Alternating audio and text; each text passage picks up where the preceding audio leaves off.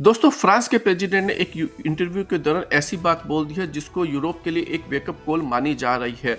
उन्होंने इंटरव्यू के अंदर क्या कहा और वो भी यूएस के लिए। हाँ दोस्तों, उन्होंने एक ऐसी बात कही है यूएस के लिए जिसको सुनकर पूरा यूरोप नहीं बल्कि पूरा वर्ल्ड जो है सकते में है। उन्होंने उसके लिए क्या बात बोली है, आइए पहले उन्हीं के द्वारा उस इंटरव्यू की कुछ झलकियां सुन लेते हैं। इससे पहले कि दोस्तों इस वीडियो में आगे बढ़े, आपसे रिक्वेस्ट है कि आप हमारे चैनल को सब्सक्राइब कीजिए और हमारे वीडियो को लाइक और शेयर करना मत भूलिएगा। European growth model. And as you know, often in Europe it's a moment of crisis. It's when politicians are looking over the ledge that they actually have done things, whether it's the global financial crisis or, as you mentioned, COVID, the invasion of Ukraine. All of those things have forced change. As an economist, I would think that the fact that the EU could be 40% smaller than the US in 20 years' time if it carries on like this is a bit of a crisis, but it's a slow-moving one. Will it take an outside force to force this kind of change? And I wonder, in that context, would the return of Donald Trump as president help you get some of this done? Look, I think it could have consequences of the defense and security part of the agenda, for sure. Good consequences. Consequences. But I think we should be, honestly, I don't want to speculate on the US elections. My point, more than that, is that US is a very strong partner, this is a very important ally.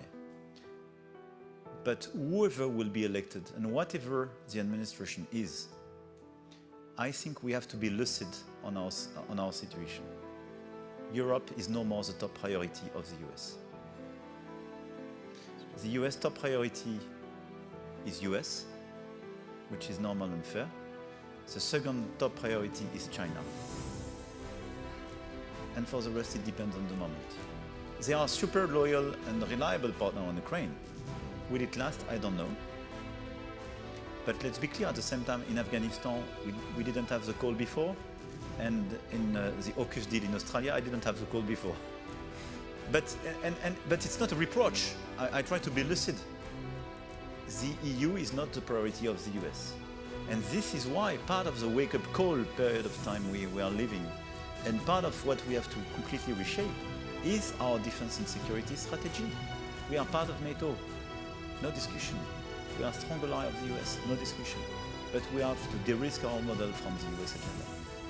This is why we are. दोस्तों, इसके अंदर French president से ये question किया जाता है कि अगर डोनाल्ड ट्रंप अमेरिका के राष्ट्रपति बनते हैं तो क्या फ्रेंच के लिए या यूरोप के लिए कुछ अच्छी पॉलिसी, अच्छी चीज़ होगी। और इसके जवाब में फ्रेंच प्रेसिडेंट ये कहते हैं कि वो यूएस इलेक्शंस के बारे में नहीं कहना चाहते, वो सिर्फ ये कहना चाहते हैं कि अमेरिका की टॉप प्रायोरिटी यूरोप नहीं है, अमेरिका की टॉप प्रायोरिटी अमेरिका है। और वो ये सीधा-सीधा कहते हैं कि अमेरिका की जो फ़िलहाल जो टॉप प्रायोरिटी है वो यूक्रेन है और दूसरी चाइना है, और यूरोप जो है उसका अभी कोई जो है इसमें कोई स्थान नहीं है।